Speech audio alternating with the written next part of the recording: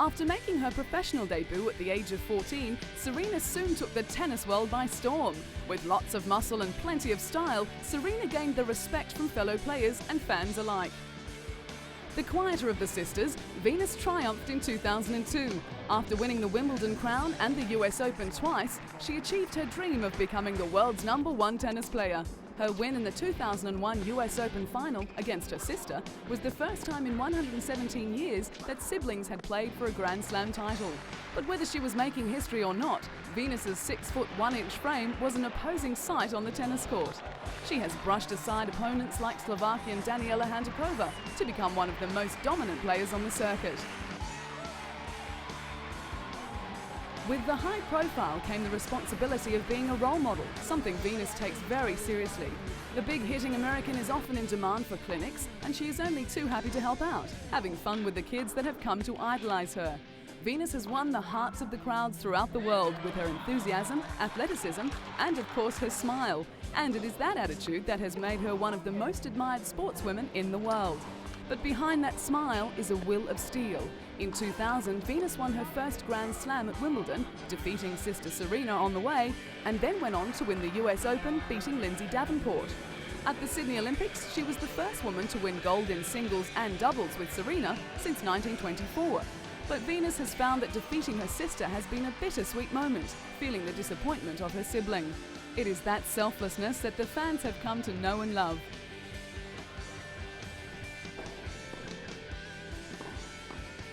If the girls dominate in singles, then together in doubles, they punish their opponents. With twice the power and knowing each other's game inside and out, the sisters are a combination worth fearing, having won all 4 Grand Slam doubles titles.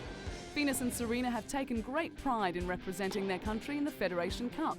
The USA have won the Cup a record 17 times, and the sisters, while enjoying playing in a team event, are determined to increase that number. While the sisters are extremely close, they definitely have different personalities. Serena, the more outgoing of the two, has a love for clothes as well as a passion for acting, harbouring long-term hopes of getting into show business. But it is Serena's style and charisma that makes her the flamboyant player she is renowned to be. And whether she is modelling a gorgeous piece of jewellery or revealing her latest tennis outfit, Serena will have fun no matter what. But unfortunately, there is a downside to fame, and Serena has had her fair share of problems. In 2002, a German man was jailed on charges of stalking the tennis star. After pursuing her around the world, Serena's fears were put to rest, and he was sent back to Germany and jailed. With a love of fashion, both Venus and Serena have changed the dress code in women's tennis, designing their own line along the way. The girls have their own style and are not afraid to show it. Who could ever forget the black catsuit worn by Serena at the US Open? And it's not only the clothes that have everyone talking. Hair and accessories have become a big part of the look. Venus and Serena have succeeded in creating a high profile, and whatever these girls set their mind to, whether it be tennis, designing or acting, the Williams girls are sure to succeed.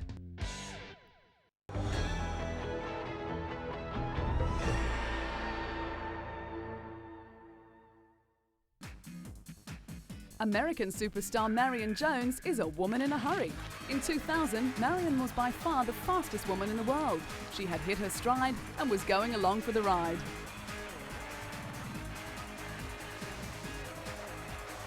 It all began in school in 1992, when Marion started to show extraordinary promise in track and basketball.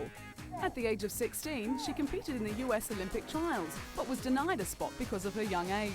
Disappointed, Marion decided to attend university on a basketball scholarship and was headed towards the Atlanta Olympics, but a broken foot forced her to sit out the games. The next year, Marion returned with a vengeance to become the first woman in 50 years to win 3 events at the US Nationals. Marion was a class above all else, and with 27 wins in a row in the 100 metres, all eyes were soon focused on 2000 and a date with destiny at the Sydney Olympics. After the disappointment of the Atlanta Games, Marion was eager to race, and in Sydney, success came. The super athlete became a triple gold medalist, winning impressively in the 100, 200 and 4x400 metre relay. She also won bronze in the long jump and 4x100 relay. Even with Olympic success, Marion was still not satisfied. She planned to compete in Athens in 2004, then wrap up her amazing career at the 2008 Olympic Games.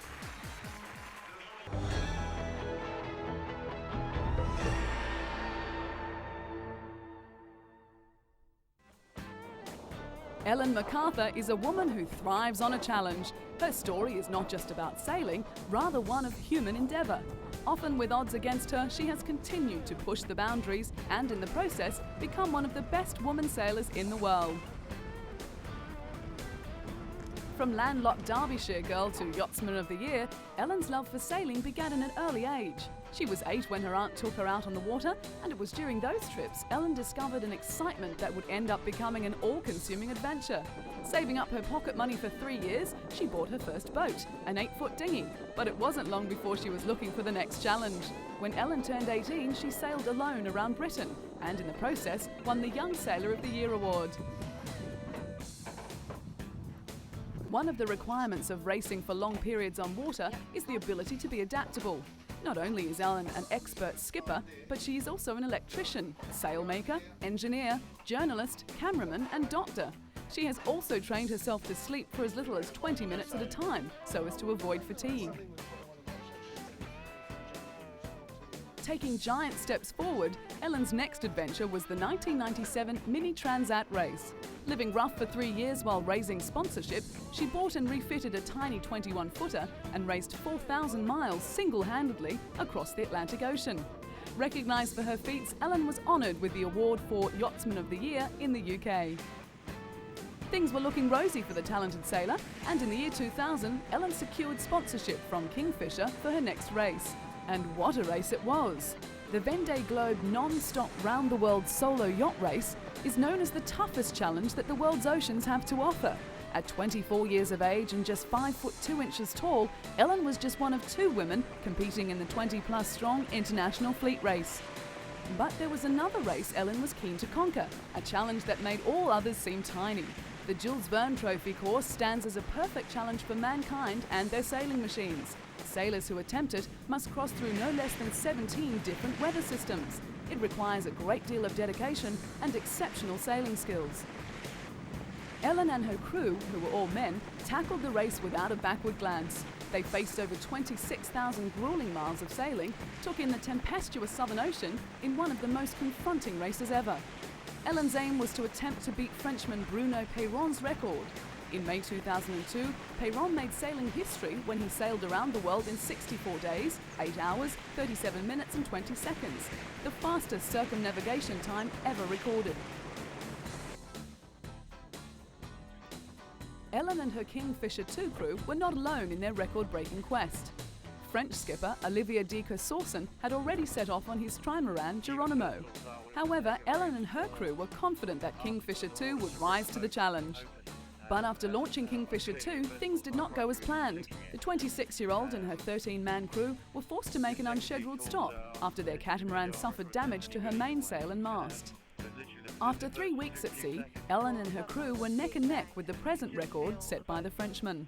But during one night she had a serious scare when her boat hit a submerged object at full speed. Although the damage was not as serious as first feared, it still concerned the skipper. Despite the worries, Ellen's fighting spirit kept them going. Kingfisher 2's position put them 31 hours and 26 minutes behind the pace set by Orange, the craft that Frenchman Bruno Peyron sailed to set the current record. With time running out, Ellen battled on, but she soon realised it was no use going on.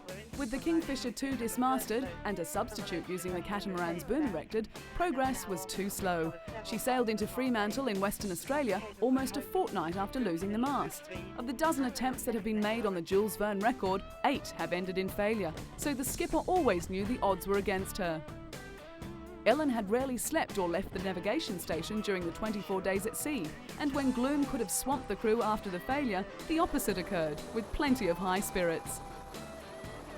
Ellen had never previously skippered a boat as big as the giant catamaran, nor led such a large and experienced crew. Even though the journey ended in disappointment, it wasn't long before Ellen was planning her next adventure. But first there was some well-earned R&R in store for the tiny sailor with the big heart.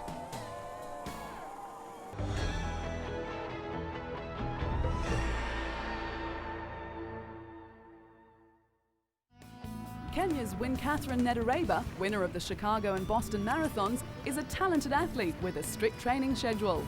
She begins her day at 6 o'clock in the morning, stretching, working out and running laps at the National Stadium. She thrives on the exercise, pushing herself to the limit, never thinking to miss a training session.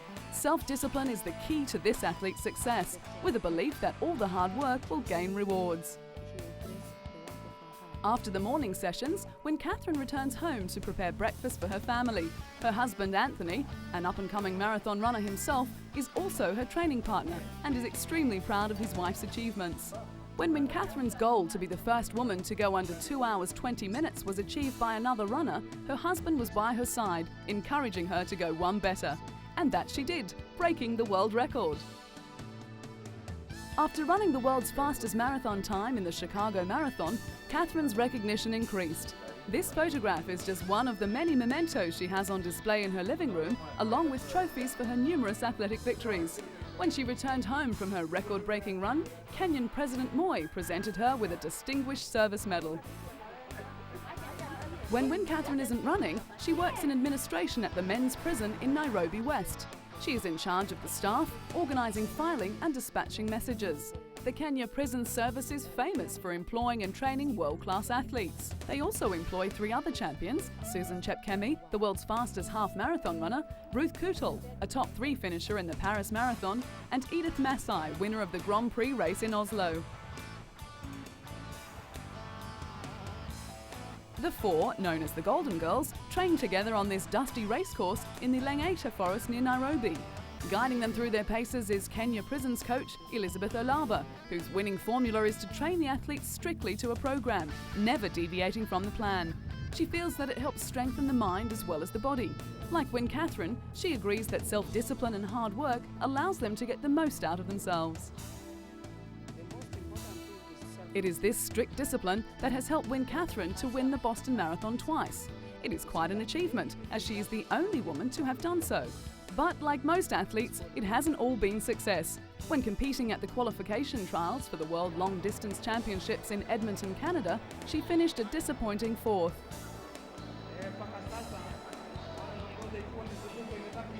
Despite that setback, Catherine's spirits have remained high. She has set her sights on the bigger picture, the 2004 Athens Olympic Games. Catherine is an incredibly strong athlete who takes charge of her life and often urges other women to do the same. She doesn't sit back and hope that things will be done for her. Instead, she tackles life head-on. She takes the initiative to dominate the world of athletics, just as her Kenyan male counterparts have done previously. And she has succeeded.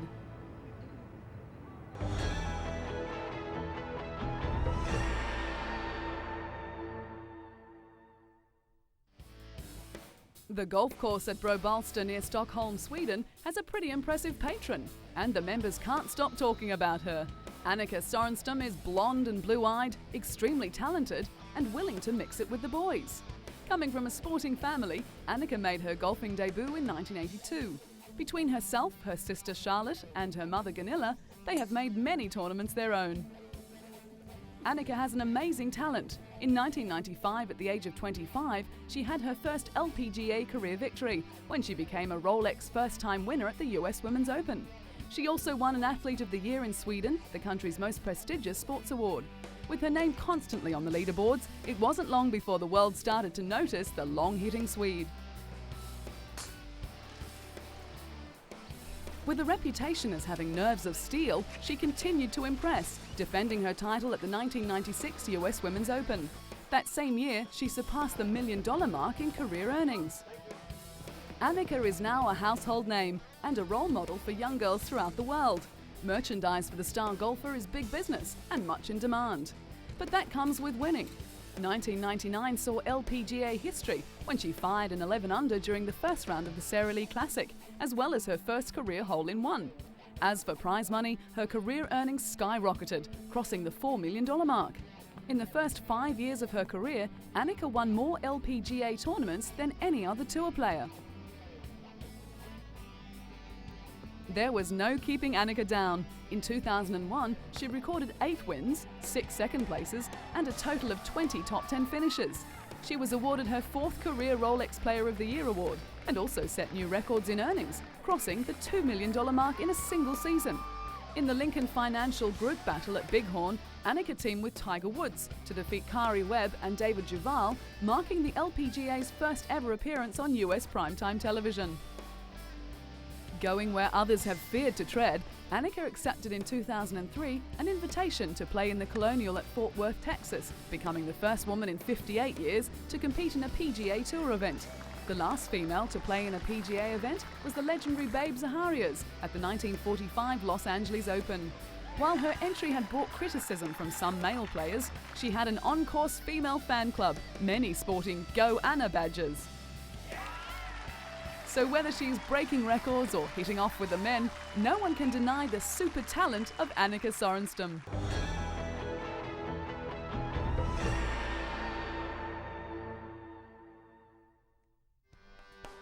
Smart, tough and talented British athlete Paula Radcliffe has plenty going for her. She is articulate and outspoken, and just happens to be a damn good runner, making her the queen of British track and field. With a first-class honours degree in European studies and fluency in French and German, Paula is both smart in her lobbying techniques and brave enough to take on the might of athletics officialdom. Not scared to make her views known, Paula came to international prominence when she sat in the stands at the Edmonton World Championships, holding up a sign saying EPO cheats out. She was protesting over the inclusion of an athlete who had escaped a 2-year ban for testing positive to a banned drug. The talented runner has also inherited some handy genes, as she is the great niece of Charlotte Radcliffe, a 1920 Olympic silver medalist in swimming, and the daughter of marathon runner Peter Radcliffe. With ambitions in sport politics, particularly in furthering the cause of women in sport, an International Olympic Committee membership is not out of the question. Known as having the style of a nodding donkey, Paula looks like she's in pain, and probably is. Her eyes roll back and her head jerks as she appears to fight for breath, but looks can be deceiving. Paula, Britain's World Women's Marathon record holder, is as tough as they come. The winner of a BBC Sports Personality of the Year, Paula is inundated with offers to run in marathons, but the London Marathon is her pet favourite. She claims the internationally acclaimed event is the most important competition on her calendar. After winning and smashing the women's record in 2002 in London, she went on to become the fastest female marathon runner of all time in Chicago, finishing more than 2 minutes under world record time. With long-distance Olympic gold medals in her sights, Paula is keeping fit and healthy. But things could have been worse when she was lucky to escape serious injury when a little girl on a bicycle ran into the world champion while she was on a training run in New Mexico. Despite grazing her knees and back, Paula's rigorous training regime continued. While the London Marathon is a prestigious title, attracting the world's best athletes, thousands of amateurs also take part, many raising money for charities on the way. And Paula gets in and does her bit too, raising awareness and cash for charities, helping the homeless and asthma sufferers. She says marathon running is a fun way for everyone to achieve a physical and mental goal. Paula won the 2003 London Marathon in style. In an astonishing 2 hours, 15 minutes, 25 seconds, she broke her own world record by a massive 1 minute, 53 seconds. With the event allowing male Kenyan pacemakers, Paula was able to use her strength and stamina to excel. Style or no style, Paula has what it takes to be the best in the world.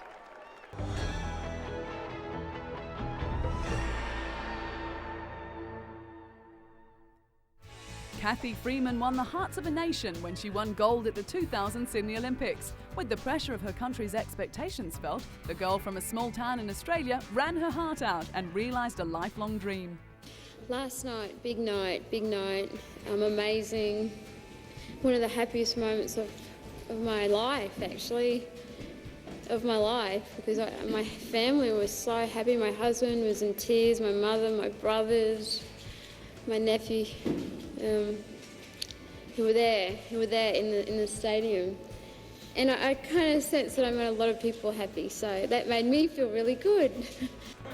It had always been a goal for Cathy Freeman to run in an Olympic Games, and in 1996 she realised that dream, becoming the first Aboriginal athlete to represent Australia. At the Atlanta Games, she became the 6th fastest woman ever over 400 metres, running a Commonwealth record and winning the silver medal behind Marie Jose Perez in arguably the greatest one-lap race of all time. But it was many years ago when Kathy first discovered her love of running, competing in her first race at the tender age of 6. In her youth, she would run 12 laps barefoot around a grassy track on a regular basis. Her mother would encourage her to write out, "I am the world's greatest athlete," an affirmation which was to ring true some years later. When she was 13, she told her school guidance counsellor that her vocational plan was to win Olympic gold, a plan that was to see fruition down the track. When Kathy turned 16, she was selected to run at the Commonwealth Games, winning a gold medal as part of the 4x100 metre relay team. That win only fueled the desire to strive harder towards the ultimate goal, the elusive gold medal in an Olympic Games. When the 2000 Sydney Olympic Games finally came around, Kathy was ready to realise that goal. At the opening ceremony, Kathy was the star attraction, lighting the flame in spectacular circumstances. And what followed was everything she had ever dreamed of. With over 100,000 people chanting her name and running in a specially designed one-piece suit, Kathy flew home to win gold in the 400 metres final.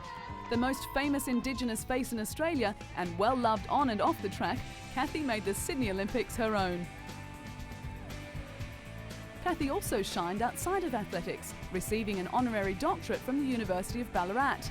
Kathy, draped in academic garb, looked a bit uncomfortable away from her familiar surroundings, but was proud of her success. She was presented with a doctorate from the university during the ceremony, with officials praising Kathy's determination and willingness to tackle challenges and her remarkable achievements. Kathy has given plenty back to the community, especially programs involving Indigenous children.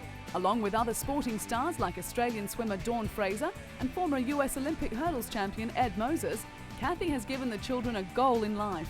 She knew that if the programs had been around when she was younger, it would have helped to define her direction in life earlier, and her vision would have been so much clearer. Kathy, who was extremely proud of her heritage, ran her victory lap at the Commonwealth Games with the Aboriginal flag, before taking the Australian flag as well. Even though it ignited much discussion, she raised awareness regarding Aboriginal and race relations. And it was those actions that made Kathy a role model for young and old, having been awarded the title of Young Australian of the Year and the following year Aboriginal Athlete of the Year. It had been many years since Australia had their very own track star, and after Sydney, they had found their new hero in Kathy Freeman. A down-to-earth person and a fierce competitor, Kathy has been a genuine star.